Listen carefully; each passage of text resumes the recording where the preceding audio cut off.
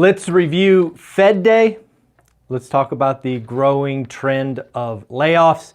We'll review some earnings. We'll talk about jobs, and I will let you on a little secret. I just turned down 7 figures because I like what we're doing here at One Rental at a Time. I will catch you up on that at the end. Folks, let's get into it. It is November 2nd. We've got to review Fed Day. And Fed Day was actually, I would actually say it was a little bit more dovish than I thought. Certainly, Jerome Powell and the team did not raise rates, which we called weeks ago. They are talking like December is still on the table when I don't think it is. They are saying, hey, even if we don't raise in December, we might raise next year. Folks, the Fed is the big bad wolf. They have to say these things. They're not going to do anything, in my opinion. So far, so good. But at the end of the day, the one comment from Jerome Powell that caught my attention, and I watched the press conference a couple of times. I don't know if he did this on purpose. I would guess so. But about midway through it, he let it slip that he's getting some early data about housing, and the data is ugly. Right? This is what we have been bringing you for 4 to 6 weeks. This is how I called transactions going below 4 million, because I talk to people. I talk to agents around the country. So I believe Jerome Powell now sees that 8% mortgage rates are a problem. He does see housing going into an even deeper dive in transactions. And lo and behold, he's not going to get the price hit that that some people think he was looking for. So at the end of the day, Fed Day is as we expected. No rate increase. Still the big bad wolf. Still making noise about December and January and yada, yada, yada. Higher for longer. My stance hasn't changed. No rate increases. And again, remember, this is important. No cuts next year. Standing by my call from many, many months ago. So that was Fed Day in review. Kind of a nothing burger. Did you see the 10-year note? I mean, I tweeted it or whatever you called it this morning. The 10-year note yesterday at 6 o'clock p.m. was 4.71. That's a significant drop because if you don't remember, the 10-year note was over 5% seemingly last week. Woke up this morning, it's no longer 4.71, it's 4.64. The market is starting to realize, I believe, that the Fed is done. We shall see. But yes, very interesting. Again, 4.71, 30 basis points. We're going to see mortgage rates come out of the 8s. Will something in the high 7s be enough to unlock demand? I don't think so. You may get a couple of people at the margin, but I don't believe this pent-up demand shows up in the housing market until we get 6.99 30-year mortgage rates. Folks, we have history on our side. Just last year, we had rates spike to 7. They came down to 5.99 for a second, and boom, demand was there. I believe the same thing will occur at 6.99. We'll see if we get there. So the 10-year. How about some layoffs? Remember when big tech and all those folks were announcing all these layoffs because employees were doing nothing? We are now getting layoffs at the edges. Just yesterday, I read about layoffs at Delta, Splunk, and Charles Schwab. Now, a lot of these layoffs are between 500 and 2,000. They're not the big mass 10, 12, 15,000 that was common last year. But we are seeing companies at the edges start to do some layoffs. And don't forget, you are seeing many, many, many companies hit or exceed earnings expectations because of cost cutting. A lot of that cost cutting is overhead because of layoffs. So again, I don't believe the layoff cycle is done. It will be done at the edges. How about some earnings? We did get some earnings. We got Starbucks, beat top line, beat bottom line. U.S. stores outperformed by same-store sales at 8%. China, you and I, or at least I look at China and Starbucks because it was the first indication that the Chinese consumer was acting different. Last year, just for example, In China, same-store sales were down 16%. 16%. What about this quarter? Up 5%. So again, not a negative comp. Same-store sales up. Foot traffic actually up 8%. But yeah, same-store sales in China were up 5%. So again, maybe the Chinese consumer is opening the purse strings just a little bit. We also had Palantir. Palantir beat top line, beat bottom line. If you are a Palantir investor, good news for you. They now have 4 quarters of profit. Why is that important?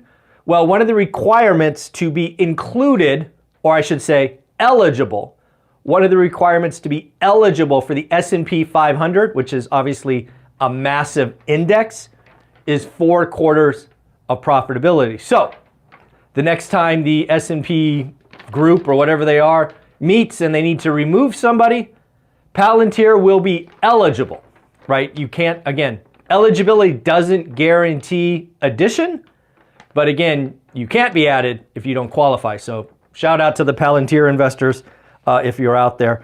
Something else going on, Amazon. This is probably big news. Amazon is rolling out buy now, pay later for small businesses. You have undoubtedly heard us talk about Affirm and likewise for the consumer. Just another way to rack up debt. Now we're seeing small businesses not be able to borrow money. Well, guess what? If you need operational goods, Amazon is just giving you away, and they're doing this with Affirm. Amazon, in partnership with Affirm, is rolling out buy now, pay later for small business owners. Helpful.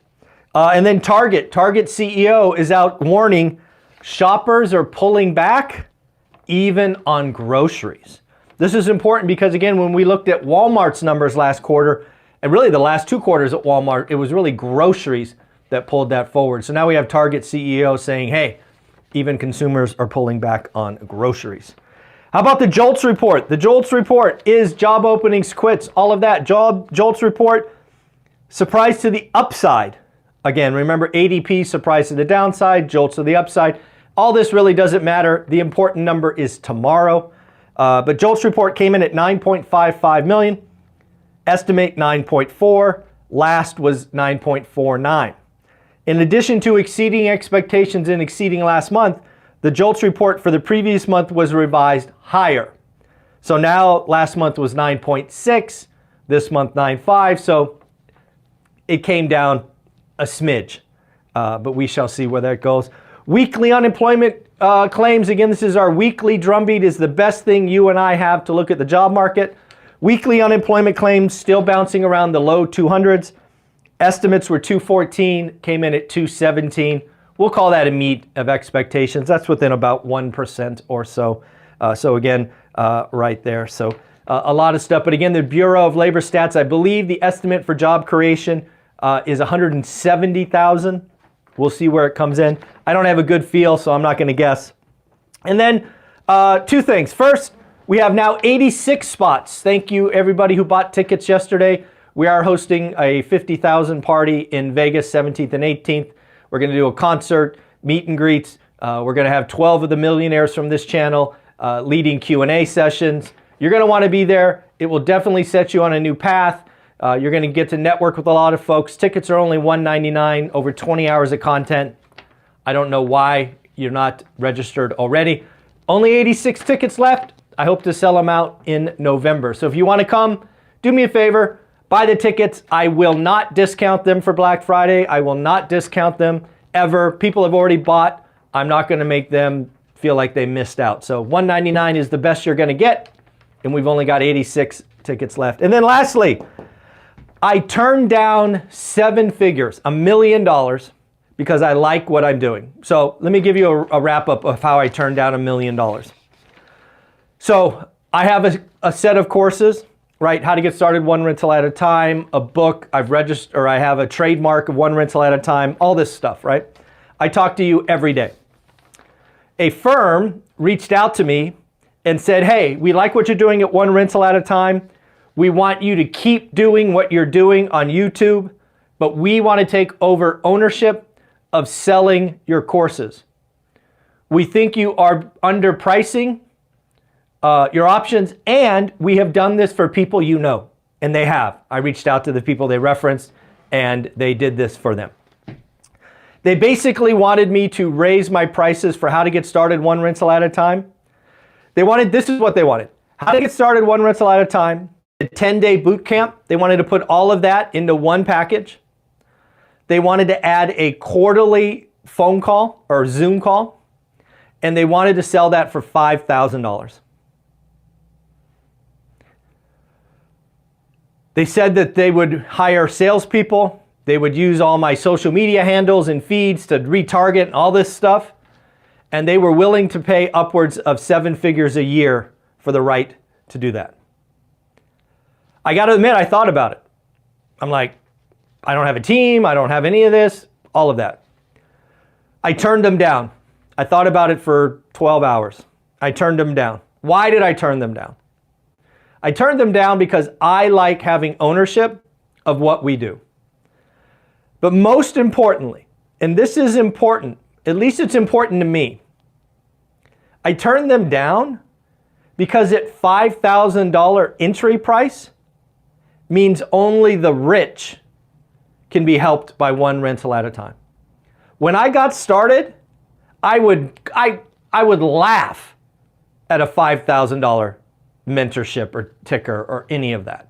There's no way I would have looked at that. So the big reason I turned it down is because I like the price point at $399. I like the boot camp. I like what we're doing here.